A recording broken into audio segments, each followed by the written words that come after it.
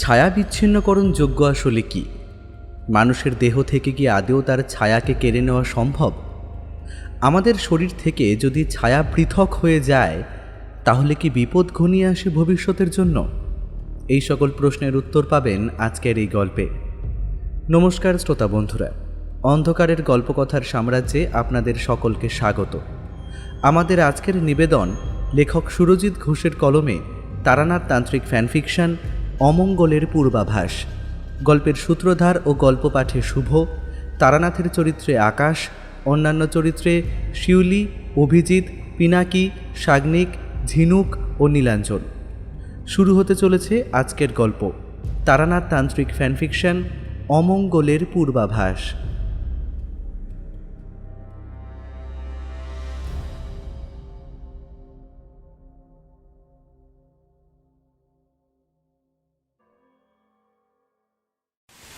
আমরা যখন তারানাথ তান্ত্রিকের বাড়ির দরজার সামনে এসে পৌঁছলাম, তখন বৃষ্টি শুরু হয়েছে মুষলধারে।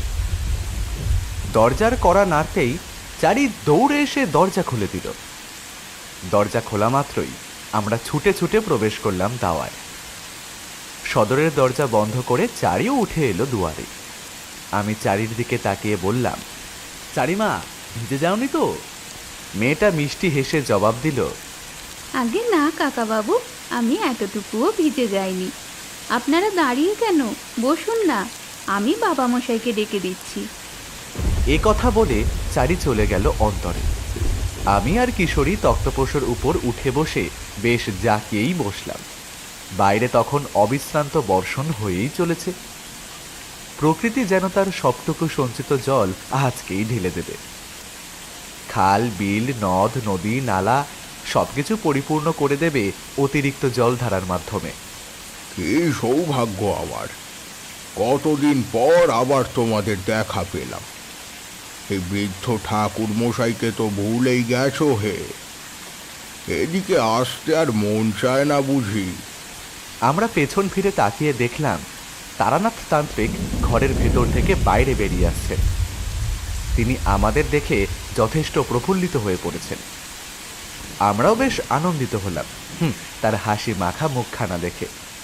কিশোরী তার এমন ধারা প্রশ্নের জবাব দিল বেশ রসিকতার সাথে। আপনাকে কি আর আমরা ভুলে যেতে পারি ঠাকুরমশাই? আসলে একদম সময় করে উঠতে পারিনি এই কয়দিনই, তাই তো আর আশা হয়ে ওঠেনি। তবে আজ যখন এসেছি, আপনার কাছ থেকে ভালো কিছু নিয়ে তবেই ফিরবো কিন্তু। হ্যাঁ, আমার কাছ থেকে কিছু নিয়ে ফিরবে? কি যে বলো! তোমাদের দেওয়ার মতন কি আছে আমার কাছে? সে কি ঠাকুর মশাই, আপনার কাছেই তো আছে সবটা। আপনার কাছেই লুকিয়ে আছে আমাদের মন ভালো করার ঔষধ। আমরা যখন খুব ক্লান্ত হয়ে পড়ি, ঠিক তখনই আপনি আমাদের প্রত্যেকবার সেই ক্লান্তি দূর করেন নানান ধরনের রোমাঞ্চকর, ভয়ঙ্কর, লোমহর্ষক কাহিনী শুনি। আপনি ব্যতীত আমাদের মন আর মস্তিষ্ক ভালো রাখার চাবিকাঠি আর অন্য কারোর কাছেই নেই। আমার এই কথায় তারানাথের মুখ উজ্জ্বল হয়ে উঠল। তিনি হাসতে হাসতে বললেন, আরে থাক থাক, হয়েছে। অত প্রশংসা না করলেও চলবে। তা বলো বলো, আজ কি ধরনের গল্প শুনবে তোমরা? ঠাকুর মশাই, আজ পঞ্চন্ন একটু ভয়ের গল্প বলুন। এমন একখানা শিরশিরে ভয় ধরানো গল্প শোনান, যা শুনে আমাদের শরীরের যাবতীয় লোমকূপ যেন নিজের অজান্তেই খাড়া হয়ে ওঠে। আচ্ছা বেশ, আজ তবে একটা ভয়ের গল্প তোমাদের শোনাবো। তবে তার আগে একটু চায়ের ব্যবস্থা করতে বলি। এই বৃষ্টি বাদলার আবহে গরম গরম চা ছাড়া ভালো লাগে নাকি? তারানাথ এবার তার মেয়ে অর্থাৎ চারির উদ্দেশ্যে হাঁক ছাড়লেন, চারি, চারিমা, কাকাবাবুদের জন্য 2 পেয়ালা চা করে আনতো, সাথে একটু মুড়ি মাখাও আনিস। তারানাথের কথায় সম্মতিসূচক উত্তর দিয়ে চারি রন্ধনশালায় চা বসালো। আমি এবার পাসিং শোয়ের প্যাকেটটা বাড়িয়ে দিলাম ঠাকুর মশাইয়ের দিকে। সিগারেটের প্যাকেটখানা হাতে নিয়ে তারানাথ একখানা সিগারেট বের করে ফস শব্দে তা ধরিয়ে লম্বা লম্বা বার কয়েক সিগারেট টেনে বাতাসে গলগল করে এক রাস ধোয়া ছেড়ে বলল, না হে, সিগারেটের মধ্যে গড় করার মতো করে তামাক খাওয়ার সেই মজা, সেই পুরাতন আমেজটা নেই। আসলে যত দিন যাচ্ছে মানুষ তত অলস হয়ে পড়ছে, বা বলতে পারো ব্যস্ত হয়ে পড়ছে। সেই কারণেই গড়গড়া সেজে তামাক সেবন করার মতো সময় আর তাদের হাতে নেই, যে কারণে এখন বাজার দখল করে নিচ্ছে এই সিগারেটের প্যাকেট। সিগারেটের তেমন কোনো খাটনি নেই, কোনো আড়ম্বর নেই, খালি আগুন ধরাও আর হুস হুস টান দাও। কথাটা বলে নিজের মনেই হেসে উঠল তারানাথ। চারিয়ে এসে গরম গরম দুপেয়ালা চা আর কিছুটা মুড়ি মাখা নামিয়ে রেখে গেল, সাথে অঙ্কুরিত ছোলা ভিজে, 2 টুকরো মেঠো শশা, কিছুটা লবণ আর কয়েকটা কাঁচা লঙ্কা। খাবার দেখে কিশোরীর তো জিভে জল এসে গেল। সে এক খাবল মুড়ি তুলে বলল, আচ্ছা ঠাকুরমশাই, এবার তাহলে শুরু করুন। তারানাথ সিগারেট শেষ করে ফিল্টারটা ছুঁড়ে ফেলে দিল বাইরে। আমি বুঝলাম এবার কোনো জমজমাটে গল্প আরম্ভ হতে চলেছে।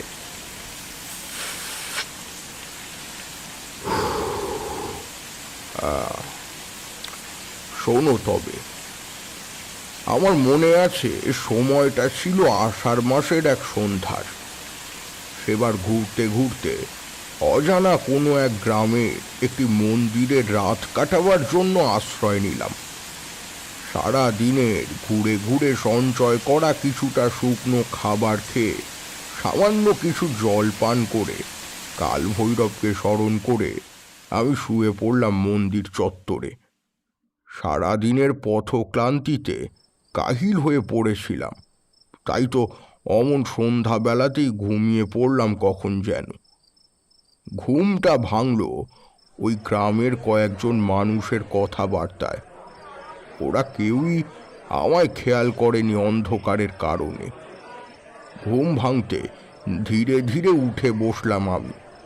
দেখলাম মন্দির চাতালে বসে আছে জনাচারেক পুরুষ। নিজেদের মধ্যে হাসি ঠাট্টায় ব্যস্ত তারা। তাদের বিরক্ত না করে আমি চুপচাপ বসে রইলাম আধারের মাঝে। তাদের কথাবার্তা আমার কানে আসতে লাগলো। আচ্ছা আচ্ছা ভাই বেণীমাধব, পূর্ণিমাটা কবে বলতো? আকাশে গোল থালার মতো ঝকঝকে চাঁদ উঠেছে। পূর্ণিমা তিথিতে আমার গিন্নি আবার লক্ষ্মী পুজো করবে বলে মনস্থির করছে। বাহ, এ তো বেশ জব্বর খবর। তা সুধাময়দা, বৌদিদির লক্ষ্মী পুজোর ভোগ প্রসাদ খেতে আমি নেমন্তন্ন পাবো তো? হ্যাঁ হ্যাঁ, অবশ্যই পাবে। আমার মনে হয় আর 2-3 দিন বাদেই পূর্ণিমা। এভাবে ওরা গল্প গুজব করতে লাগলো। আমি চুপচাপ মন দিয়ে ওদের কথাবার্তা শুনছিলাম, কিন্তু একটা অদ্ভুত কথা আমার কানে আসতেই গাটা কেমন যেন ছমছম করে উঠল। আর নিজেকে গোপনে রাখতে পারলাম না আমি। সকলের সামনে আত্মপ্রকাশ করতে বাধ্য হলাম। অদ্ভুত কথা? কি সেই অদ্ভুত কথা ঠাকুরমশাই, যার কারণে আপনি আর স্থির হয়ে বসে থাকতে পারলেন না, শেষমেশ আত্মপ্রকাশ করলেন? ওরা স্বাভাবিকভাবেই গল্প গুজব করছিল, কিন্তু আচমকা বেণীমাধব নামের যুবকটি সুধাময় দাদার উদ্দেশ্যে বলল, এই সুধাময়দা, তোমার ছায়া এত বিশাল কেন গো? কথাটা শুনে স্বাভাবিকভাবেই হকচকিয়ে গেল সুধাময়। সে প্রথমে থতমত খেয়ে কাটা কাটা ভাবে উত্তর দিল, ছায়া? ছায়া বিশাল মানে? আরে হ্যাঁ গো সুধাময়দা, দেখো না, দেখো, তুমি নিজেই দেখো, আমার কথা বিশ্বাস না হলে। এমন খটখটে চাঁদনি আলোতে আমাদের প্রত্যেকের স্বাভাবিক ছায়া পড়েছে, কিন্তু তোমার ছায়া আকারে যেন অনেকটা লম্বা। এটা কি করে সম্ভব? সুধাময় এবার বেণীমাধবের কথায় হো হো করে হেসে উঠে বলল, আরে ধুর বোকা, তুই এমন করে বললি কথাটা, আমি ভাবলাম কি না কি হয়েছে হয়তো। এটাও জানিস না যে মানুষ যেভাবে অবস্থান করে তার ছায়া ঠিক তেমনভাবেই পতিত হয় ধরাতলে। আমি এরকমভাবে বিপরীত দিকে বসে আছি, তাই সে কারণেই এমন তীর্যকভাবে ছায়াটা পড়েছে। তাই তো ছায়া এত লম্বাটে দেখাচ্ছে স্বাভাবিকের তুলনায়। না গো সুধাময়দা, আমি বলছি শোনো, তোমার কোথাও একটা ভুল হচ্ছে। আমি বেশ কিছুক্ষণ ধরে লক্ষ্য করেছি তোমার ছায়াটা কেমন যেন একটা। দেখো না, দেখো, তোমার ছায়ার মুখমণ্ডল ঠিক যেখানে সেখানে কেমন লাল লাল ছোট ছোট দুটো আলোর বিন্দু দেখতে পাচ্ছ না? যেন মনে হচ্ছে ওই দুটো ওই মিশমিশে কালো ছায়াটার চোখ। এছাড়াও আমি লক্ষ্য করেছি তুমি যখন হাত পা নাড়াচ্ছিলে তখন কিন্তু তোমার ছায়ার মধ্যে তোমার সাথে সামঞ্জস্য বজায় রেখে হাত পা নাড়ানোর প্রতিচ্ছবি ধরা পড়েনি। সে কি? এরকম তো হবার কথা নয়। এ কথা বলে সুধাময় বেণী মাধবের কথা পরীক্ষা করার জন্য নিজের হাত নাড়ালো, কিন্তু আশ্চর্যজনকভাবে সত্যিই সকল বাস্তব নিয়ম অমান্য করে ওর হাতের ছায়া কিন্তু এতটুকুও নড়ল না। স্থির হয়েই থেকে গেল যেমনকার তেমন। বেশ ঘাবড়ে গেল সুধাময়। অন্ধকার ছেড়ে আমি এবার বিষয়টা পর্যবেক্ষণ করতে ওদের সামনে এসে দাঁড়ালাম। ওরা আমাকে দেখে ভূত দেখার মতো চমকে উঠল প্রথমটায়। বললাম, নমস্কার, আমি তারানাথ চক্রবর্তী। সামান্য কিছু জ্যোতিষবিদ্যা করে থাকি। এছাড়াও মানুষের হস্তরেখা, ললাট লিখন বিচার করতেও সক্ষম। আমি মূলত একজন ভবঘুরে গোছের মানুষ। প্রতিদিন নানান ধরনের অচেনা অজানা জায়গায় ঘুরে বেড়ানোই আমার কাজ। আমি এখানে রাত্রিবাস করার জন্য এই মন্দির চত্বরে আশ্রয় নিয়েছিলাম। তোমাদের কথাগুলো ওইখানে ওই অন্ধকারের মধ্যে বসে শুনছিলাম অনেকক্ষণ ধরে, কিন্তু সুধাময়ের সাথে ঘটা এই অপ্রাকৃত ঘটনাটা নিজের চোখে একবার যাচাই করতে কৌতূহলবশত উঠে আসতে বাধ্য হলাম। সুধাময় আর একবার নিজের ডান হাতটা ওপর নামও করে দেখালো, কিন্তু তার ছায়ার মধ্যে কোনোরূপ পরিবর্তন এলো না। বিষয়টা নিজের চোখে দাঁড়িয়ে দাঁড়িয়ে দেখলাম আমি। এইরূপ ঘটনা এর পূর্বে আমি একটি বারের জন্যও দেখিনি। তবে আমি বোধহয় জানি বিষয়টা আসলে ঠিক কী ঘটছে, কিন্তু তখনই ওদের সেই সমস্ত কথা খোলসা করে বলে দিলে ওরা মারাত্মক ভয় পেয়ে যাবে, এই ভেবে আমি সবটা গোপন করে যেতে বাধ্য হলাম। এটা কি ধরনের কথা ঠাকুরমশাই? মানুষের ছায়া কি আদেও মানুষের কায়ার বিপরীত প্রতিক্রিয়া করতে সক্ষম? আমি তো অন্তত তেমনটা শুনিনি কোনোদিন। দেখলাম কেবলমাত্র আমি একাই নয়, কিশোরীও বেশ হকচকিয়ে গেছে ঘটনাটার কথা শুনে। সে বলল, একেবারে হক কথা বলেছ ভাই।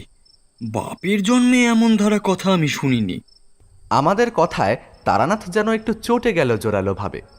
সে বলল, এই পৃথিবীতে এমন অনেক ঘটনা প্রতিনিয়ত ঘটে চলেছে, যা এর পূর্বে কখনো একটিবারের জন্য সচক্ষে তা দেখনি তোমরা। কিংবা এমন অনেক বিষয় আছে যা আমাদের অতি সাধারণ কল্পনারও বাইরে, কিন্তু তাই বলে তাদের কোনো মতেই অস্বীকার করতে পারি না আমরা। আচ্ছা আচ্ছা, আপনি তো বললেন আপনি নাকি কী সব জ্যোতিষবিদ্যা জানেন। এর অর্থ কি তা আমাদের একটু বুঝিয়ে বলতে পারবেন? বেণী মাধবের কথায় আমি কোনো উত্তর দিলাম না, কেবল অপলকভাবে তাকিয়ে থাকলাম সুধাময়ের দিকে। তারপর ওর উদ্দেশ্যে বললাম, সুধাময়, তোমার ডান হাতটা একবার মেলে ধরো তো দেখি আমার সামনে। সুধাময় নিজের ডান হাতের তালুটা টান টান করে মেলে ধরল আমার সামনে।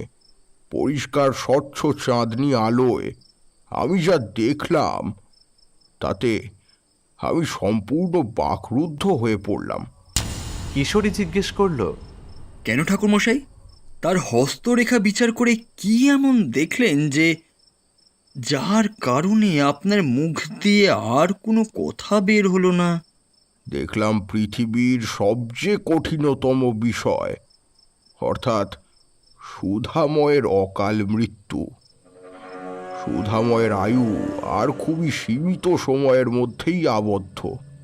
জীবনের একেবারে শেষ পর্যায়ে পৌঁছে গিয়েছে সে। তোমরা তো জানোই, আমার হস্তরেখা বিচার কখনো ভুল হবার নয়। তবে এই সমস্ত কিছু আমি ছেলেটাকে বলতে পারলাম না। কি করেই বা বলবো তার অমন মৃত্যু সংবাদ? এতে সে আরো ভেঙে পড়বে, অসহায় বোধ করবে। বরং যা হবার তা এমনিতেই হবে। সে আমি আগে থেকে ঘোষণা করি আর নাই করি, তাতে কি বা এসে যায়। আমি শুধু এইটুকু বললাম যে তোমাদের সামনে এক ঘোর বিপদ আমি দেখতে পাচ্ছি। বেণীমাধব দুই হাত জড়ো করে কাতর স্বরে অনুরোধের ভঙ্গিমায় বলল, তাহলে সেই বিপদ থেকে পরিত্রাণের উপায় আপনি আমাদেরকে বলে দিন।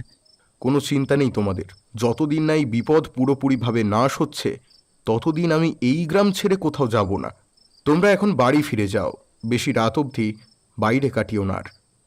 আমার কথা এবার সকলে নিশ্চিন্ত হয়ে মন্দির থেকে উঠে চলে গেল। আমার মাথায় কিন্তু এক গাদা দুশ্চিন্তা ভিড় জমালো ধীরে ধীরে। পরদিন বেলার দিকে আমি মন্দির চাতালে বসে আছি। বসে বসে উদাস মনে একটু শ্যামা সঙ্গীত গাইছি। ঠিক এমন সময় আমার চোখে পড়ল মন্দিরের একেবারে সামনের দিকে কয়েকটা গরু চড়ছে। সেটা মোটেও দুশ্চিন্তার বা উদ্বিগ্ন হবার বিষয় নয়। দুশ্চিন্তার বিষয় হলো সেই গরুগুলোর মধ্যে একটি গরু কেমন যেন ঝিম মারা হয়ে বসে পড়ল ধপ করে মাটির মধ্যে। মাটির দিকে তাকাতেই দেখলাম গরুটার অতিকায় বিশাল ছায়া পড়েছে বেশ অনেকটা জায়গা জুড়ে। আস্তে আস্তে গরুটা কেমন যেন ছটফট করতে শুরু করলো। বুঝলাম ওর মধ্যে হয়তো কোনো অস্বস্তি দেখা দিয়েছে কিংবা শরীর খারাপ করেছে। এরপর সচক্ষে যেটা দেখলাম তা ছিল প্রায় অবিশ্বাস্য। গরুটার বৃহৎ ছায়া তার দেহ থেকে বিচ্ছিন্ন হয়ে গেল। মিশমিশে কালো ছায়াটা বাতাসে ভাসতে ভাসতে তার মধ্যে ঝাঁপিয়ে পড়ল। গরুটা ছটফট করতে শুরু করলো এবং এক সময় ঘাড় এলিয়ে মাটির মধ্যে লুটিয়ে পড়ল। গরুটি মারা যাওয়ার পর তার ছায়াটি আস্তে আস্তে মিলিয়ে গেল। এই দৃশ্য দেখে আমার হাত পা যেন ভয়ে পেটের মধ্যে সিঁধিয়ে যেতে লাগলো। এ কার অভিশাপ নেমে এসেছে এই গ্রামের বুকে, যার কারণে কেবলমাত্র মানুষই নয়, নিরীহ পশু পাখিরাও রেহাই পাচ্ছে না। এই জগতে অনেক অনেক ক্ষতিকারক তন্ত্র সাধনা অভিচার ক্রিয়া আছে। তাদের মধ্যে একটি উল্লেখযোগ্য হল বিচ্ছিন্নকরণ যজ্ঞ। এই অভিচার ক্রিয়া করা মোটেও সহজ কথা নয়। কোনো শক্তিশালী তন্ত্র সাধক ছাড়া এ কাজ কারোর পক্ষে সম্ভব হয় না। এই অভিচার ক্রিয়ার মাধ্যমে প্রাণীকুলের দেহ থেকে ধীরে ধীরে বিচ্ছিন্ন হয়ে যায় তার নিজস্ব ছায়া। ছায়াটি হয়ে পড়ে সম্পূর্ণ স্বাধীন এবং কায়ার নিয়ন্ত্রণাধীনের বাইরে। তখন সে যা খুশি তাই করতে পারে এবং ধীরে ধীরে গ্রাস করে তথা মহাসর্বনাশ করে তার নিজের কায়ার। বুঝলাম এই গ্রামের মধ্যে নিশ্চয়ই এই যজ্ঞ করেছে কেউ, যার কারণে সুধাময় সহ এই নিরীহ প্রাণীগুলোর ছায়া বিচ্ছিন্নকরণ শুরু হয়েছে ইতিমধ্যে। কিন্তু দুশ্চিন্তাজনক বিষয় হলো এভাবে চলতে থাকলে অল্প দিনের মধ্যেই এই গ্রাম পুরোপুরি শ্মশান ভূমিতে পরিণত হবে এবং এখানে জীবিত প্রাণী বলে আর কেউই টিকে থাকতে পারবে না। প্রতিটা ছায়া তাদের নিজ নিজ কায়াকে ধ্বংস করে দেবে। কি সাংঘাতিক!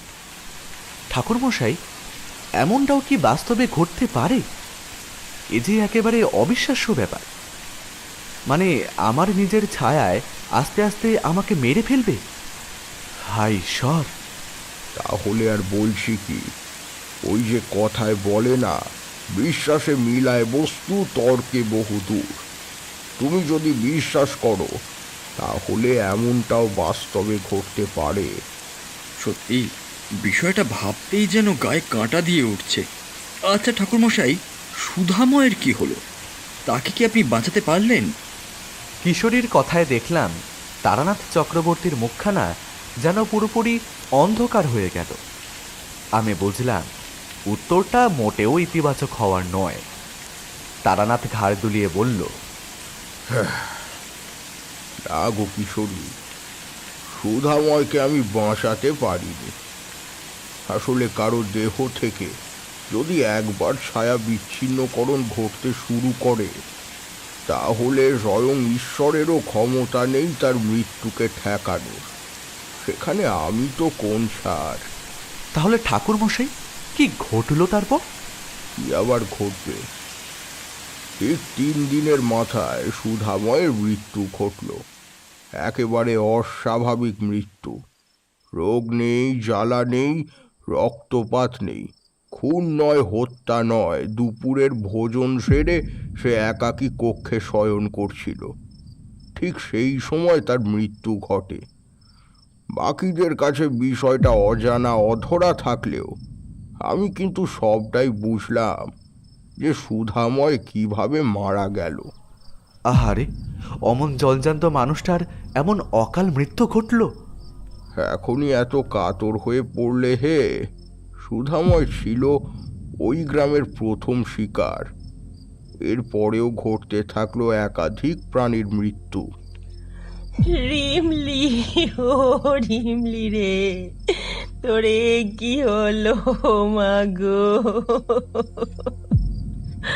ও গো, আমার কি সর্বনাশ হলো গো!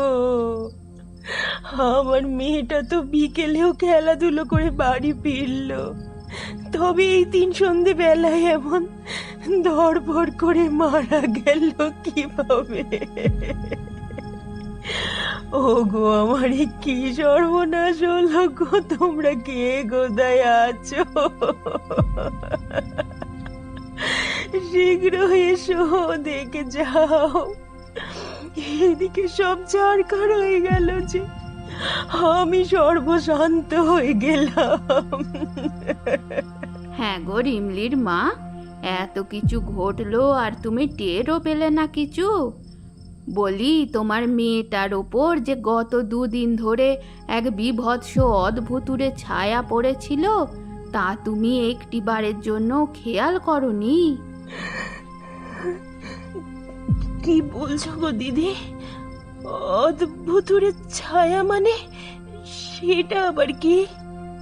ও মা, তুমি শোনোনি নাকি সে কথা? আমাদের গ্রামের অনেকের মধ্যেই নাকি এই এক সমস্যা দেখা দিয়েছে।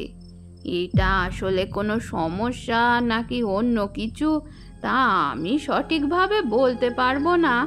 তবে আমার মেয়েটা বলছিল রিমলির সাথে খেলা করবার সময় ও খেয়াল করেছে ওর ছায়া নাকি বিভৎস ডাকিনীর মতো আকৃতি নিয়েছিল বার কয়েক।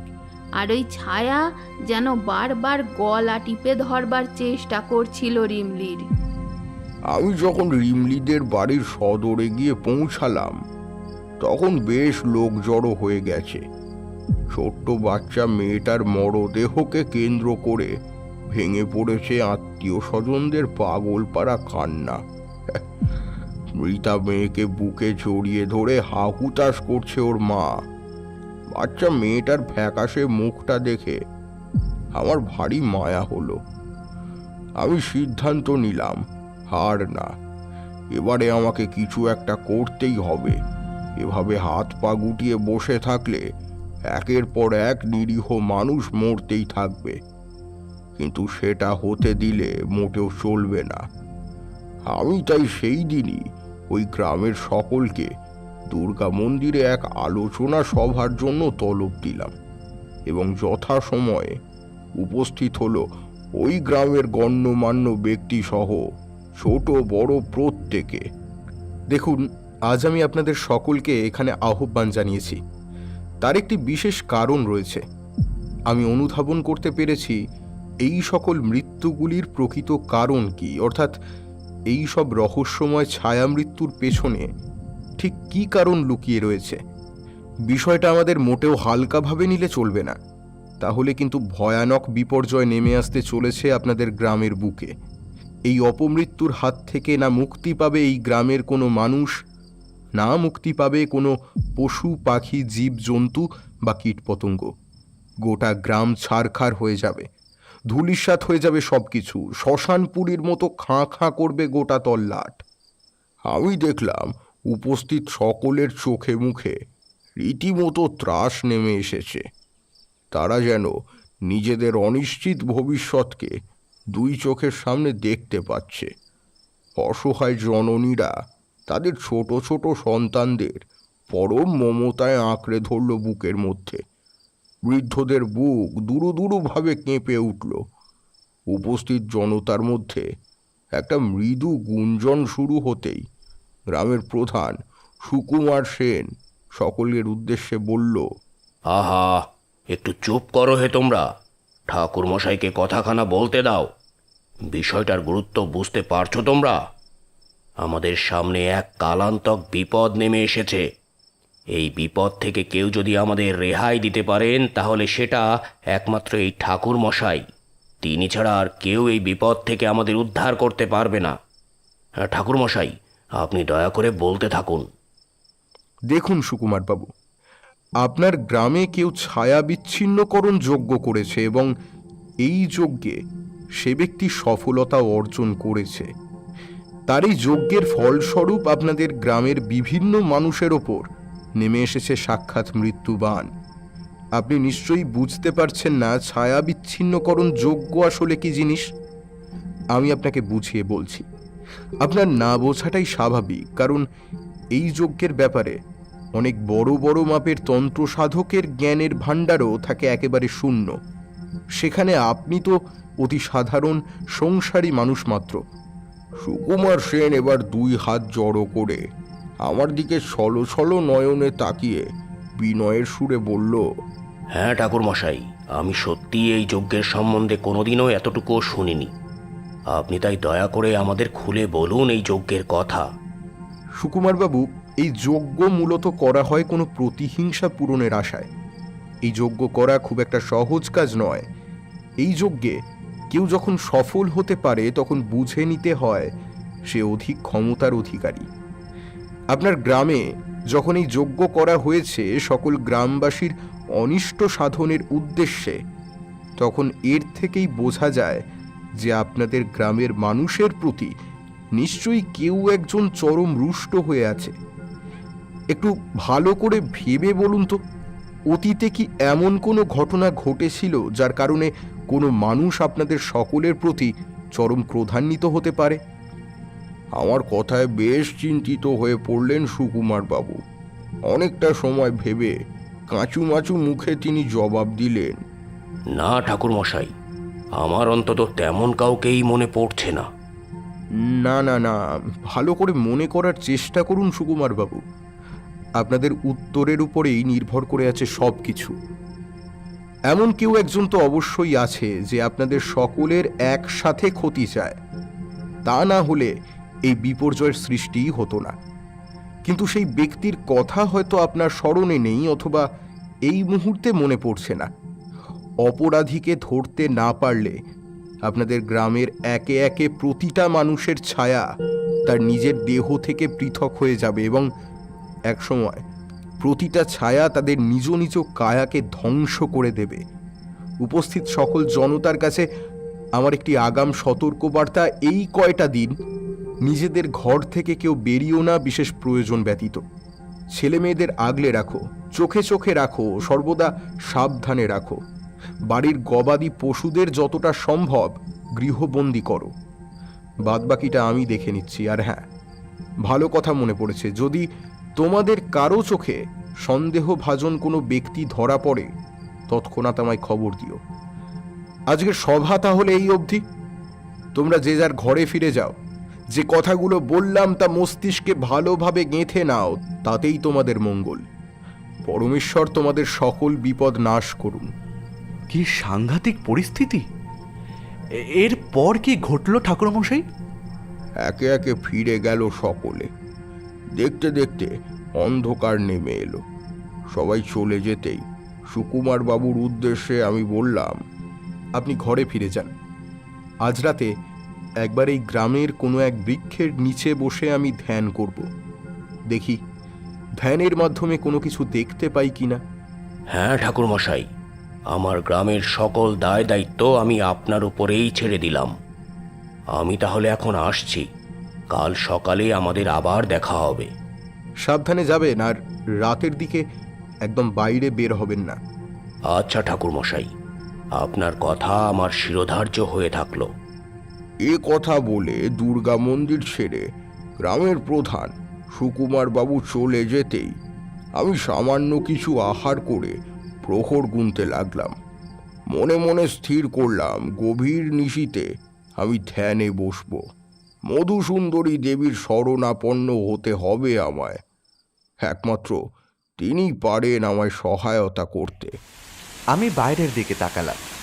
বৃষ্টির বেগ আরও বেশ খানিকটা বেড়েছে। ঝমঝম শব্দে মুষলধারে বর্ষণ হয়ে চলেছে ক্রমাগত। বৃষ্টির জলের কারণে চারপাশের পরিবেশ পুরোপুরি ঝাপসা দেখাচ্ছে। কেবলমাত্র বিশাল বিশাল নারকেল, তাল আর সুপারি গাছের মাথাগুলো আন্দোলিত হচ্ছে ঝড়ের সাথে তালে তাল মিলিয়ে। মেঘলা আবহাওয়ার কারণে খুব তাড়াতাড়ি অন্ধকার নেমে আসছে চরাচর জুড়ে। তারানাথ তান্ত্রিক এবার উঠে দাঁড়ালেন। আমরা বুঝলাম গল্পের আসর জমাতে গড়গড়াখানার খুব প্রয়োজন হয়ে পড়েছে। তারানাথ তান্ত্রিক এবার চলে গেলেন বাড়ির অন্দরে। আমি আর কিশোরী একে অপরের প্রতি মুখ চাওয়াচাওয়ি করে বসে রইলাম। খানিক বাদে কাস্তে কাস্তে ঠাকুরমশাই এসে বসলেন আমাদের সম্মুখ ভাগে। গড়গড়ায় লম্বা একখানা টান দিয়ে শূন্যে গলগল করে অফুরন্ত ধোঁয়া ছেড়ে ঢের গল্পের মধ্যে মনোনিবেশ করলেন তিনি।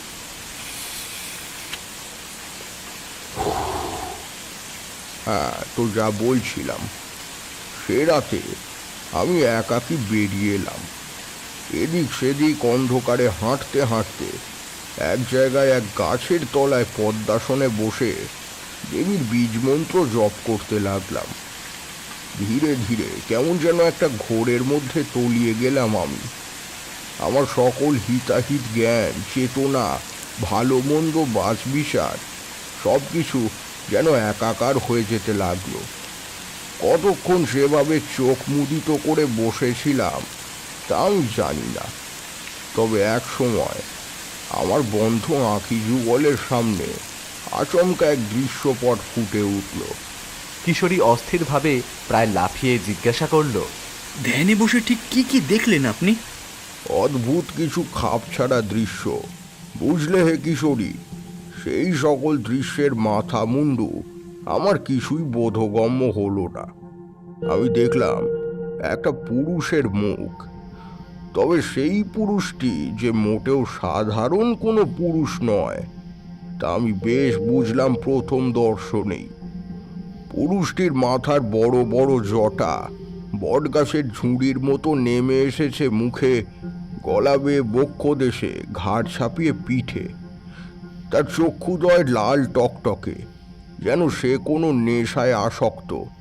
তার চোয়াল শক্ত, মুখে দাড়ি গোঁফের জঙ্গল, পরনে কালো বস্ত্র, গলায় নরকরটির হার, আর হাতে ধরা বিভৎস এক দণ্ড। যে দণ্ডের মাথায় গাঁথা রয়েছে একটি মৃত মহিষের বৃহৎ মাথা। শেষ মুহূর্তে আমার মনে হলো পুরুষটি যেন একটি কুটিল শয়তানি হাসি হাসছে আর বলছে,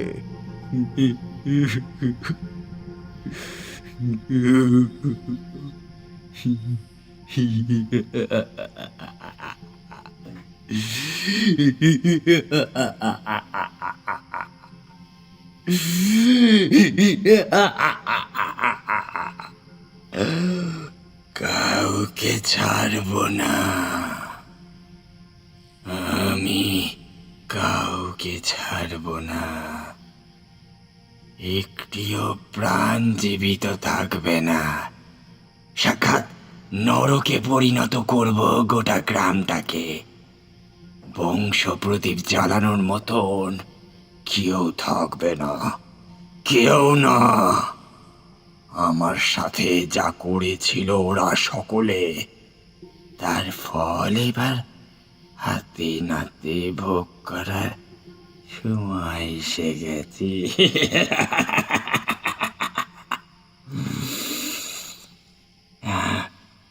আমি আর সেই আগের নিরীহ কালকুট নই যে মুখ বুঝে ওদের সব অত্যাচার মেনে নেব।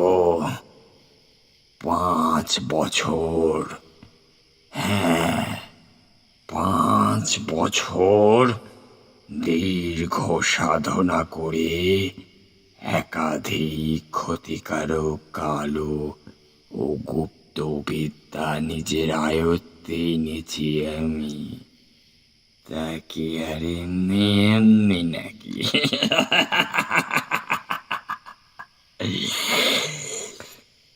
বদলা চাই আমার, বদলা চাই।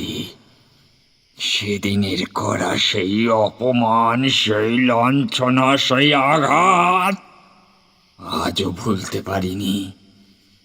আমার মনে সেই আগুন দাউ দাউ করে জ্বলছে এখনো। এই গ্রামের শেষ না দেখা অব্দি সেই আগুন নিভবে না, কিছুতেই নিভবে না। তা জ্বলতেই থাকবে।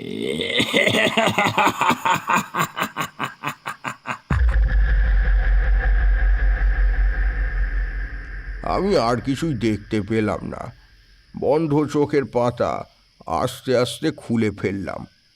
2 হাত জড়ো করে দেবীর উদ্দেশ্যে অসংখ্য ধন্যবাদ জানালাম। কিছু না বুঝতে পারলেও এটুকু বুঝলাম যে ওই সাধক যে নিজের নাম বলল কালকুল, সেই আসলে যত নষ্টের গোড়া। এই গ্রামে যে অমঙ্গলের ছায়া নেমে এসেছে তা একমাত্র ওর কারণেই। পরদিন ভোরের আলো ফুটতে না ফুটতেই আমি গ্রাম প্রধান অর্থাৎ সুকুমার বাবুর বাড়ির সদরে গিয়ে কড়া নাড়লাম। সুকুমার বাবু, সুকুমার বাবু, সুকুমার বাবু, দরজা খুলুন, আমি তারানাথ চক্রবর্তী এসেছি। সুকুমার বাবু। সুকুমার বাবু খানিক বাদে চোখ ডলতে ডলতে দরজার আগল খুলে কৌতূহলী দৃষ্টিতে আমার দিকে তাকিয়ে খানিক চড়ানো গলায় বেশ চিন্তিতভাবে বললেন, এ কি ঠাকুরমশাই, এত সকালে আপনি আমার বাড়িতে? কোনো অঘটন ঘটেনি তো? সুকুমার বাবু, এত ভয় পাবেন না, এখনো কোনো অঘটন ঘটেনি, তবে খুব শীঘ্রই ঘটতে চলেছে। আপনার সাথে আমার অনেক জরুরি কথা রয়েছে। আমি কি আপনার বাড়ির অন্দরে প্রবেশ করতে পারি? ছি ছি ছি, এ আবার বলার মতন কোনো কথা নাকি? অবশ্যই পারেন। আসুন ঠাকুরমশাই, আসুন আসুন আসুন, ভেতরে আসুন। আমি সুকুমার বাবুর সাথে তার বাড়ির অন্দরমহলে গিয়ে বসলাম। মুখোমুখি আরাম কেদারায় বসে সোজাসুজি আমি তাকে একটি প্রশ্ন করলাম। আচ্ছা সুকুমার বাবু, কালকুট নামের আপনি কাউকে কি চেনেন? আমার এ প্রশ্ন শুনে সুকুমার বাবুর চোখ মুখের অবস্থা অতি সত্বর পাল্টে গেল। তার মুখ জুড়ে নেমে এলো অশনি ছায়া। আমি পুরোপুরিভাবে নিশ্চিত হয়ে গেলাম যে সুকুমার বাবু নিশ্চয়ই কালকুট নামের কোনো এক ব্যক্তিকে চেনেন, এবং শুধু চেনেনই তাই নয়, তার সঙ্গে তিনি এতটাই পরিচিত, তার ইতিহাস সম্পর্কে এতটাই অবগত যে রীতিমতো তার নাম শুনে তিনি ভয় পেতে শুরু করেছেন। সুকুমার বাবু থেমে থেমে বললেন, আপনি আপনি এই নাম কি করে জানলেন ঠাকুরমশাই? এ তো বহু আগের এক চাপা পড়া অভিশপ্ত কাহিনী। কালকুটের নাম আমরা ভুলেই গিয়েছি। এ গায়ের মানুষ না হয়েও সেখানে আপনি... এই নাম আমি জানতে পেরেছি কাল রাতে ধ্যানের মাধ্যমে। শত্রুকে কখনো দুর্বল ভাবাটা উচিত নয় সুকুমার বাবু, সেটা আসলে মূর্খামি ছাড়া আর কিছুই নয়। আপনারা ঠিক এই ভুলটাই করে বসেছেন। অতীতের সেই কালকুট বর্তমান সময়ে ফিরে এসেছে। আমি জানি না 5 বছর আগে যে কি ঘটনা ঘটেছিল তা আমাকে খুলে বলবেন আপনি, কিন্তু আমি এইটুকু জানি যে আপনাদের গাঁয়ের বুকে এই সমস্ত অপমৃত্যুর পেছনে যে যজ্ঞ করা হয়েছে, অর্থাৎ ছায়া বিচ্ছিন্নকরণ যজ্ঞ, তা আসলে করেছে আর অন্য কেউ নয়, ওই কালকুট। আমি এটাও জানি যে কালকুট আপনাদের গ্রামেরই আশেপাশে কোনো গোপন স্থানে গা ঢাকা দিয়ে আছে আর সময় গুনছে তার মোক্ষম প্রহার হানার জন্য। ঠাকুরমশাই, আমি তো পুরো অবাক হয়ে যাচ্ছি আপনার কথা শুনে। কিন্তু আপনি যে বললেন এই যজ্ঞ করা নাকি খুবই কঠিন কাজ, বড় বড় তান্ত্রিকেরাও নাকি এই যজ্ঞ সঠিকভাবে করতে পারে না, তবে কালকুটের মতন এমন সাধারণ মানুষের পক্ষে এই যজ্ঞের সফলতা আনা কিভাবে সম্ভব? কালকুট এখন আর মোটেও সাধারণ কোনো মানুষ নয় সুকুমার বাবু। এখন সে একজন মস্ত বড় তন্ত্র সাধক। তবে দুঃখের বিষয় হলো, মানুষের জনকল্যাণের জন্য সে তন্ত্রের পথ বেছে নেয়নি। সে তন্ত্রের পথ বেছে নিয়েছে মানুষের ক্ষতি করার জন্য, বিশেষত এই গ্রামকে একেবারে সমূলে ধ্বংস করে দেবার জন্য। এবার আপনি আমায় বলুন, কেন এই গ্রামের মানুষদের প্রতি এত বিরূপ হয়ে আছে সে? এই গায়ের মানুষদের মেরে ফেলতে এত মরিয়া হয়ে উঠেছে কেন সে? আজ থেকে প্রায় বছর 5 আগের কথা। কালকুট আমাদের গ্রামেরই এক বাসিন্দা ছিল। আর 5 জন সাধারণ মানুষের মতো সে জীবনযাপন করলেও তার অন্তরের মধ্যে বসবাস করত এক পৈশাচিক দানব, যেটা আমরা ধীরে ধীরে টের পাই। সেই গায়ের একের পর এক বিভিন্ন নারীদের ভোগ করে তাদের মেরে ফেলতে শুরু করে। সে ছিল মানুষরূপী আস্ত একটা নরকের কীট। এইভাবে তার ভোগলীলা দিনে দিনে ক্রমশ বাড়তে থাকে। একদিন হাতে নাতে ও ধরাও পড়ে যায় সকলের সামনে। ভালো মানুষের মুখোশ খুলে পড়ে যায় সবার মাঝে। গ্রামের মানুষ তার প্রতি ক্ষিপ্ত হয়ে পড়ে। যে সমস্ত অসহায় ছেলেরা অকালে তাদের মাকে হারিয়েছিল, যে সমস্ত পিতা হারিয়েছিল তাদের নাবালিকা কন্যাদের, যে সমস্ত ভাই কিংবা দাদা হারিয়েছিল তার স্নেহের বোন কিংবা আদরের দিদিকে, তারা মারমুখী হয়ে কালকুটের বিনাশের জন্য উদ্যত হয়। অকথ্য গালিগালাজ মারধর করে প্রায় আধমরা অবস্থায় তাকে ফেলে দিয়ে আসা হয় এই গ্রামের বাইরে এক নালার মধ্যে। তারপর থেকে আর কোনো খোঁজ পাওয়া যায়নি তার। আমরা সকলে ধারণা করি যে তাকে হয়তো শিয়াল কুকুরের দল রাতের বেলায় ছিঁড়ে খেয়েছে, আর তার ক্ষতবিক্ষত মৃতদেহ টেনে নিয়ে গেছে পার্শ্ববর্তী বনাঞ্চলে। মানুষের অন্তরে এক শান্তি ছড়িয়ে পড়ে। কিন্তু এখন দেখছি আমাদের সেই ধারণা পুরোপুরি ভ্রান্ত ছিল। ওই শয়তানটা আদৌ মরেনি। মৃত্যুর পরবর্তীতে তার কপালে লেখা ছিল দীর্ঘায়ু। এরপর হয়তো সে কোনো তন্ত্র সাধকের সঙ্গ নেয় এবং নানান রূপ গুপ্তবিদ্যা, ক্ষতিকারক কালো বিদ্যা নিজের করায়ত্ত করে। কালকুট পুনরায় ফিরে এসেছে তার যাবতীয় অপমানের বদলা নিতে। এটাই ছিল সেই অভিশপ্ত ইতিহাস ঠাকুরমশাই। এবার আমরা কি করব? ওই শয়তানটা এতদিন বাদে ফিরে এসেছে, একাধিক ক্ষমতায় বলবান হয়ে। আমাদের কি তবে অন্ত অনিবার্য? আপনি দয়া করে কিছু একটা করুন, এই গ্রামকে রক্ষা করুন, এই নরপিশাচের হাত থেকে মুক্তি দিন আমাদের। আমরা তার চিরতরের মতো বিনাশ চাই। আমার ভুল হয়েছিল, সেদিন সকলকে আমি অনুরোধ করেছিলাম তাকে প্রাণে না মেরে ফেলতে। আজ বুঝতে পারছি কি মারাত্মক ভুল করেছিলাম আমি। সে ভুলের মাসুল আজ এতদিন বাদে দিতে হচ্ছে সুদে আসলে। ওই শয়তানটাকে সেদিন শেষ করে দিলেই সবচেয়ে ভালো হতো। এতে আজ অন্তত এমন বিপর্যয় নেমে আসতো না। আপনাকে এবার যে কাজটা করতে হবে সেটা হলো কিছু বিশ্বস্ত গুপ্তচর নিয়োগ করতে হবে। কালকুট এই গ্রামের খুব কম দূরত্বের মধ্যে আশেপাশেই আত্মগোপন করে রয়েছে। সে যে ঠিক কোথায় আস্তানা নিয়েছে তার খোঁজ আমার চাই, তা যেভাবেই হোক না কেন। সে যেখানে বসে যজ্ঞ করছে আমাকে ওই স্থানে যেতেই হবে, তা না হলে তাকে আটকানো প্রায় অসম্ভব ব্যাপার। ঠিক আছে ঠাকুর মশাই, আমি আজকেই বেশ কয়েকজনকে নিযুক্ত করছি এই কাজে। আজকে সূর্যাস্তের মধ্যেই আপনি সমস্ত খবর পেয়ে যাবেন, সে কথা আমি আপনাকে দিলাম। বেশ, খানিকটা নিশ্চিন্ত হলাম। তবে আমি এখন আসছি। এ সংক্রান্ত যে কোনো খবর পেলেই আমাকে জানাবেন। আমি এবারে চলে এলাম সুকুমার বাবুর বাড়ি থেকে সোজা দুর্গা মন্দিরে। সুকুমার বাবু তার কথা রেখেছিলেন, অর্থাৎ সূর্যাস্তের পূর্বেই তার বহাল করা লোকেরা খবর নিয়ে আসতে পেরেছিল যে কালকুট আসলে ঠিক কোথায় আস্তানা নিয়েছে। বিকেলের দিকে সুকুমার বাবু নিজে এসে সে কথা বললেন আমায়। ঠাকুরমশাই, ঠাকুরমশাই, ঈশ্বর হয়তো আমাদের সহায় হয়েছেন। সে কারণেই আমাদের লোকেরা কালকুটের ঠিকানা জানতে সক্ষম হয়েছে বহু কষ্টে। কালকুট এখন কোথায় রয়েছে তা আমাকে বলুন। সন্ধ্যা নামলে আমি সেখানে একাকী যাব। আমাদের এই গ্রামের শেষ মাথায় দক্ষিণ প্রান্তে একটা ছোটখাটো বনানী রয়েছে। সেই বনানীর মধ্যে বহু প্রাচীন আমলের একটা পরিত্যক্ত ভাঙা পোড়ো বাড়ি আছে। ওই শয়তানটা সেখানেই আশ্রয় নিয়েছে। সন্ধ্যা যখন গাঢ় হলো, আমি তখন সম্পূর্ণ একলা রওনা দিলাম সেই বনের উদ্দেশ্যে। যাবার আগে নিজের গাত্র বন্ধন করে নিতে বিন্দুমাত্র ভুল হলো না আমার। কাল ভৈরব এবং দেবীকে স্মরণ করে আমি সে পথে পা বাড়ালাম। সুকুমার বাবুর বলে দেওয়া ঠিকানা অনুযায়ী আমি একসময় নির্জন নৈশকালীন বনের মধ্যে প্রবেশ করলাম। আমার চারিধারে শুধুই বড় বড় বৃক্ষের সারি। অন্ধকারের কারণে পথঘাট কিছুই দেখা যায় না। শুকনো পাতায় পা পড়তেই মর্মর শব্দ হতে লাগলো। মাথার ওপরে গাছের মধ্যে একটা সরসর শব্দ হতে ঘাড় উঁচিয়ে উপরের দিকে তাকালাম আমি।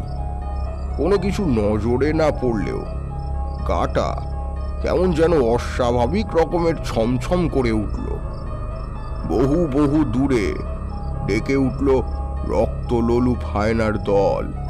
মাথার উপরে বন বন করে শিকারের উদ্দেশ্যে পাক খেল কয়েকটা নিশাচর পাখি। আমি প্রায় নিঃশব্দে আবার হাঁটা শুরু করলাম। বেশ অনেকটা পথ যাবার পর এবার নজরে পড়ল সেই পোড়ো ভাঙা বাড়িটা। আমার ঠোঁটের কোণে হাসির রেখা ফুটে উঠল। আমি এতক্ষণে মনে মনে প্রস্তুত হলাম সেই শয়তান কালকুটের সাথে সাক্ষাৎ হবে আমার। সেই সাক্ষাৎ যে মোটেও শুভ হবে না তার বলার অপেক্ষা রাখে না। অশুভ শক্তির সাথে শুভ শক্তির এক মহা সংঘর্ষ হতে চলেছে এবং এর ফলাফল যে কি ঘটবে তা আমারও অজানা। একমাত্র মহাকালী জানেন কি আছে তার মনে। পরমেশ্বরকে স্মরণ করে আমি পুরো বাড়ির সিঁড়িতে পা রাখলাম। আমার কানে এবার ভেসে এলো মন্দিরের অভ্যন্তর থেকে এক গম্ভীর স্বরের মন্ত্রোচ্চারণ। কিশোরী বলল, কে মন্ত্রোচ্চারণ করছিল ঠাকুরমশাই? কালকুট? হ্যাঁ, তাছাড়া আর কে। আমি ওই মন্ত্রের আওয়াজ অনুসরণ করে এসে পৌঁছলাম পুরো মন্দিরের এক বিশেষ কক্ষে। খুব সন্তর্পণে সেখানে গিয়ে দেখলাম একটি হোমকুণ্ডের সম্মুখ ভাগে বসে আছে কালকুট। তার ওই দুই চোখ সম্পূর্ণরূপে বন্ধ। মাঝে মধ্যে সে কোনো এক ঘন লালচে তরল আহুতি দিচ্ছে লেলিহান অগ্নিশিখার মাঝে। আমি বুঝলাম তরলটা হলো কোনো প্রাণীর টাটকা তাজা রক্ত। কিছু সময় সেভাবে অনড় হয়ে চুপচাপ দাঁড়িয়ে রইলাম। আমি তার কার্যকলাপ আগাগোড়া নিখুঁতভাবে দেখতে থাকলাম, কিন্তু এরপরই ঘটল সেই অবাক করা বিষয়টা যার জন্য কোনো মতেও আমি তৈরি ছিলাম না। কি ঘটলো ঠাকুরমশাই? কালকুট নিজের দুই চোখ বন্ধ থাকাকালীন খলখল করে এক বিকৃত অট্ট হাসি হেসে উঠল। তার হাসির দমকে যেন কেঁপে উঠল গোটা পোড়ো বাড়ির যাবতীয় ইট, চুন, সুরকি। রাতের যাবতীয় নিস্তব্ধতা খান খান হয়ে গেল এক লহমায়। সে বলে উঠল,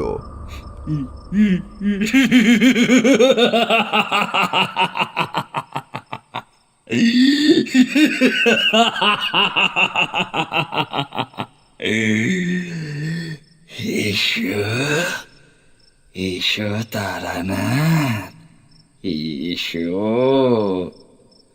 আমি যে তোমার জন্যই অপেক্ষা করছিলাম তারানাথ। আমি বুঝতে পেরেছি, এই গ্রামের ক্ষতি করতে হলে সবার আগে তোমায় শেষ করতে হবে। সে ব্যবস্থা আমি করে রেখেছি পূর্বে। ঠাকুরমশাই, কালকুট তাহলে আপনার বিষয়ে সমস্ত কিছু জানতে পেরে গিয়েছিল? হ্যাঁ, পেরেছিল। আসলে কালকুটের ক্ষমতা ছিল অপরিসীম। সে কারণেই সে বুঝতে পেরে গিয়েছিল আমার উপস্থিতি। কালকুট এবার আস্তে আস্তে চোখের পাতা খুলে তাকালো সরাসরি আমার দিকে। তার চক্ষুদ্বয়ের দিকে তাকাতেই আমি এই তারানাথ তান্ত্রিক যে সারা জীবনব্যাপী এত ভয়ানক বিভীষিকার মুখোমুখি হয়েছি, সেই আমারও হৃৎপিণ্ড যেন তড়াক করে লাফিয়ে উঠল। গলগণ্ডটা দুবার ওঠা নামা করলো মারাত্মক ভয়ে। আমি টের পেলাম আমার গলা আস্তে আস্তে শুকিয়ে যাচ্ছে, হাতের তালু ঘরমাক্ত হয়ে উঠছে ধীরে ধীরে। কি প্রাণঘাতী তার সে চোখের দৃষ্টি! এরূপ দৃষ্টি যে আদেও কোনো জীবিত প্রাণীর হতে পারে তা আমার এর পূর্বে জানা ছিল না। কালকুটের চোখের মণি বলে কিছু নেই, কেবলমাত্র টকটকে লাল দুটি চেরা চোখ গনগনে আঁচের মতো একভাবে তাকিয়ে আসে আমার দিকে। তার চোখে যেন এক পৈশাচিক জিঘাংসা ঝিলিক দিয়ে উঠছে ক্ষণে ক্ষণে। বিকট অট্টহাসি হাসতে হাসতে সে পুনরায় বলল,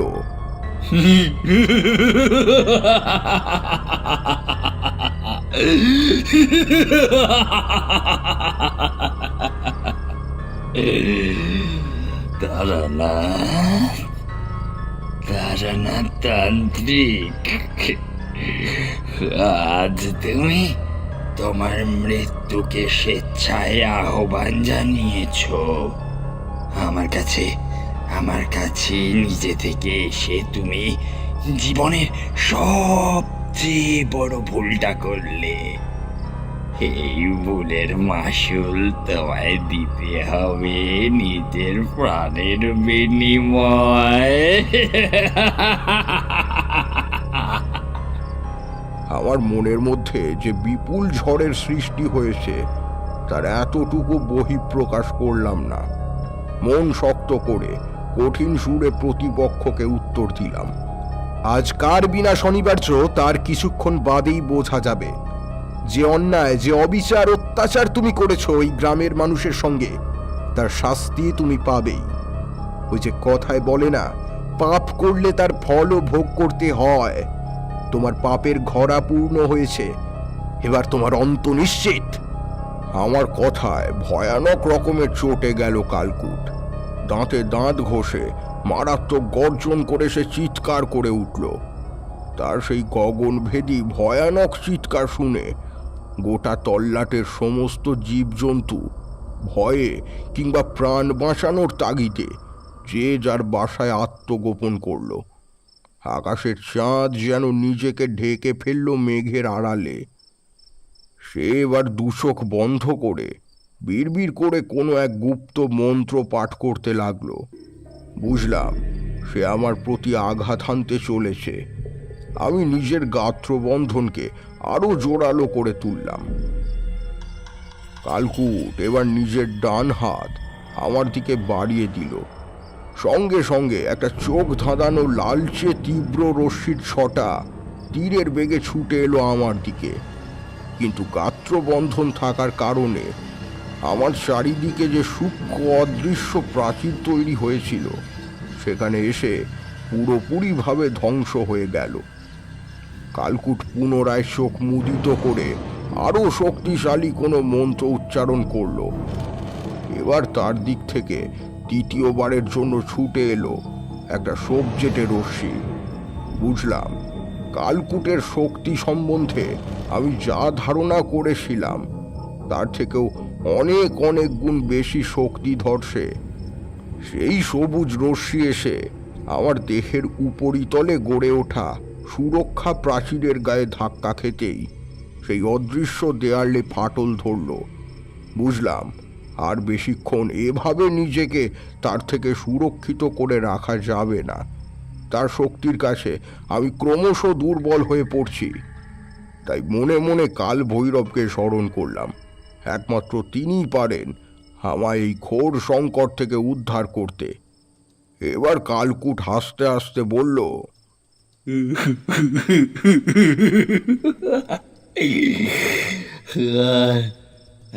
আর কতক্ষণ বলি, আর কতক্ষণ নিজেকে এইভাবে মায়া জালে আবদ্ধ করে রাখতে পারবে তারানাথ? এবার আমি আমার পরম ব্রহ্মাস্ত্র প্রয়োগ করতে চলেছি তোমার উপর। জানো তো সেটা কি? ছায়া বিচ্ছিন্নকরণ ঘটাবো আমি তোমার শরীর থেকে। এক্ষুনি এক্ষুনি তোমার ছায়া তোমার দেহ থেকে পৃথক হয়ে তোমাকেই মেরে ফেলবে। নিজের ছায়ার কাছে তুমি নিজেই বধ হবে। এটাই হবে তোমার উপযুক্ত কর্মের ফল তারানাথ তান্ত্রিক। আমার বুক এবার যেন সত্যি মোচড় দিয়ে উঠল। এতটা অসহায় এর পূর্বে আমি কোনো দিন একটি বারের জন্য বোধ করিনি। কালকুট এবার তার সর্বশক্তি দিয়ে মন্ত্র উচ্চারণের মাধ্যমে তৈরি করতে লাগলো তার মোক্ষম ব্রহ্মাস্ত্র।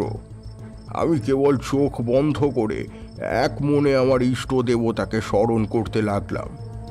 শেষ রক্ষা কিভাবে হলো ঠাকুর মশাই? আমার পরমেশ্বর আমায় সেবার রক্ষা করেছিলেন। চোখ খুলতেই আমি দেখলাম এক বিশাল আকৃতির স্বচ্ছ পুরুষ মূর্তি আমার সামনে এসে দাঁড়িয়েছেন। তার গা থেকে ছড়াচ্ছে তীব্র এক ফুরফুরে মাদকতাময় সুগন্ধ। পুরুষটির দেহ সঠিকভাবে বোঝা যায় না, তবে তার হাতে ধরা আছে একটি হাড়ের দণ্ড। আমার চারপাশ থেকে ভেসে আসছে শত শত শূকরের দলবদ্ধ ডাক। আমার দুই হাত সহজাতভাবে একত্রিত হয়ে গেল। চোখের কোণ থেকে ফোঁটা ফোঁটা অশ্রু বাড়ি গড়িয়ে পড়ল গাল বেয়ে। এত সৌভাগ্য আমার যে সত্যি কাল ভৈরব এসেছেন আমায় রক্ষা করতে। কালকুটের মতো পাপিষ্ঠের চোখে এই সমস্ত কিছু ধরা পড়ল না। সে হাসতে হাসতে তার পরম ব্রহ্মাস্ত্র নিক্ষেপ করতেই কাল ভৈরবের গায়ে এসে তার ধাক্কা খেয়ে তীরের বেগে ছুটে গেল তার নিজের দিকেই। নিজের নিক্ষেপ করা ব্রহ্মাস্ত্রে ঘায়েল হয়ে পড়ল সে নিজেই। তার হাসি মিলিয়ে গেল পুরোপুরিভাবে। বুক ফাটা বিকট শব্দে চিৎকার করে উঠল। তার দেহ থেকে সমস্ত কালো ছায়া বাইরে বেরিয়ে এসে শক্ত করে ওর গলা চেপে ধরল নাগ পাশের মতো। কালকুটের বিকৃত ছায়া ধীরে ধীরে গ্রাস করলো তার কায়াকে। পুরোপুরিভাবে ধ্বংস হয়ে গেল সে। আমি চোখের সামনে দেখলাম কাল ভৈরব যেন মৃদুভাবে হাসছেন আমার দিকে তাকিয়ে। তার ঘোলা দু চোখের মধ্যে যেন দেখা যাচ্ছে সমগ্র জগৎ সংসার। আর কিছু মনে নেই আমার। জ্ঞান হারিয়ে একসময় মাটিতে লুটিয়ে পড়লাম। জ্ঞান যখন ফিরল তখন ভোরের আলো ফুটে উঠেছে। কালকুটের শক্ত হয়ে যাওয়া মরদেহ পড়ে আছে আমার থেকে কিছুটা তফাতে। পরমেশ্বরের উদ্দেশ্যে আমি প্রণাম জানিয়ে সুকুমার বাবু সহ গ্রামের সকলকে ডেকে নিয়ে এলাম সেখানে। সুকুমার বাবু, এই হলো সেই অপরাধী কালকুট, যার কারণে আপনার গ্রামের সাধারণ জনজীবন তছনছ হতে বসেছিল। কালকুটের বর্তমান অবস্থা দেখে আনন্দিত হয়ে পড়ল সুকুমার বাবু সহ উপস্থিত সকলে। সুকুমার বাবু আমার দিকে তাকিয়ে মুখ উজ্জ্বল করে বলল, ঠাকুরমশাই, কালকুট ওরকম ভাবে শুয়ে আছে কেন? সে কি আর তবে? হ্যাঁ সুকুমার বাবু, সে বেঁচে নেই। পাপের ঘোড়া পূর্ণ হলে সকলেরই একদিন সময় আসে ধ্বংস হবার। কালকুটের পাপের ঘোড়া পরিপূর্ণ হয়ে গিয়েছিল, তাই ঈশ্বর তাকে শাস্তি দিয়েছেন, যে সে কোনো শাস্তি নয়, একেবারে মৃত্যুদণ্ড। নিজের তৈরি অস্ত্রই প্রাণ নিয়েছে তার। সুকুমারবাবু, আর কোনো ভয় নেই। আপনাদের এই গ্রাম আজ থেকে সম্পূর্ণ নিরাপদ। তবে আপনার কাছে একটি অনুরোধ, এই মরদেহটির কোনো ব্যবস্থা করুন। যতই হোক সে এককালে এই গ্রামেরই মানুষ ছিল, তাই মানবতার খাতিরে এটুকু দায়িত্ব আপনাকে নিতেই হবে। আচ্ছা ঠাকুরমশাই, আপনি যখন বলছেন তাহলে এই মরদেহ সৎকারের সকল ভার আমিই নিলাম। হ্যাঁ, যাক, নিশ্চিন্ত হওয়া গেল। সুকুমারবাবু, এবার আমাকে তাহলে বিদায় দিন। আর এখানে থাকতে পারবো না আমি। আমাকে আবার যাত্রা করতে হবে অনন্তের উদ্দেশ্যে। ঠাকুরমশাই, এ আবার কেমন ধারার কথা? আজই আপনি চলে গেলে কি করে হবে? কয়েকটা দিন আমাদের আপনাকে সেবা করার সুযোগ অন্তত দিন। সমস্যা মিটে গেলে আমি মূলত সেখানে আর বেশি দিন থাকি না সুকুমারবাবু। তবে আপনি যখন আমায় এমনভাবে অনুরোধ করছেন, তখন না হয় একটি দিন এখানে কাটিয়ে তারপর আমি যাব। এইভাবেই সেইবার ওই গ্রাম রক্ষা পেয়েছিল কালকুটের মতো এক শয়তানের হাত থেকে। তবে কায়মনোবাক্যে স্বীকার করতেই হয়, সেদিন যদি কাল ভৈরব আমার সাহায্য না করতেন, তাহলে হয়তো এ সমস্ত কিছুই বাস্তবে সম্ভব হতো না। এমনকি আমিও হয়তো মারা যেতাম। একটা দিন ওদের গাঁয়ে কাটিয়ে তারপর আমি রওনা দিয়েছিলাম পুনরায়। হ্যাঁ, কেমন লাগলো তবে আজকের কাহিনী? কিশোরী, তোমার ভালো লেগেছে তো? হ্যাঁ ঠাকুরমশাই, অত্যন্ত ভালো লেগেছে। আপনার এমন ধারা গল্প শোনার লোভেই তো বারবার ছুটে আসি এখানে। চলো হে ভায়া, তাহলে ওঠা যাক। এই সময় বৃষ্টিটাও একটু ধরেছে মনে হচ্ছে। ঠিকই বলেছ হে ঠাকুরমশাই, আজ তাহলে আমরা উঠলাম। আবার অন্য একদিন আসবো না হয়, ঠিক আছে? বেশ বেশ, এসো, সাবধানে যেও কিন্তু। আগে হ্যাঁ। এবার আমি আর কিশোরী ঠাকুরমশাইকে প্রণাম জানিয়ে তার ঘর থেকে বেরিয়ে এলাম। বৃষ্টি ভেজা রাস্তা ধরে হাঁটতে লাগলাম আমরা দুজনে। আজকের গল্পটা বেশ আলাদা ধরনের ছিল, তা মানতেই হবে। গল্প শুনে আমি আর কিশোরী বেশ সন্তুষ্ট মনে হাঁটতে হাঁটতে বাড়ি ফিরে এলাম।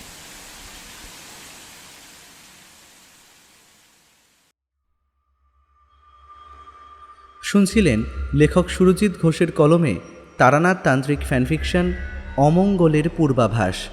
সম্পাদনা, ডিরেকশন এবং ভিডিওর ভিজুয়াল এফেক্টসে প্রায়ণ গোস্বামী। শব্দ পরিকল্পনা, মিশ্রণ এবং আবহ সৃষ্টিতে সাউন্ডস্কেপ। পোস্টার ডিজাইনে কৃষ্ণেন্দু মণ্ডল। কেমন লাগলো আজকের গল্পটি? ভালো লাগলে অবশ্যই আমাদের সাবস্ক্রাইব করে আমাদের সাথে থাকুন এবং লাইক ও কমেন্টের মাধ্যমে আপনার মতামত জানান। এরকম গল্প যদি আরও শুনতে চান তাহলে প্লিজ আমাদের কমেন্টের মাধ্যমে জানান। দেখা হবে নতুন কোনো গল্পে। ততক্ষণের জন্য শুভরাত্রি। ভালো থাকবেন এবং সকলকে ভালো রাখবেন।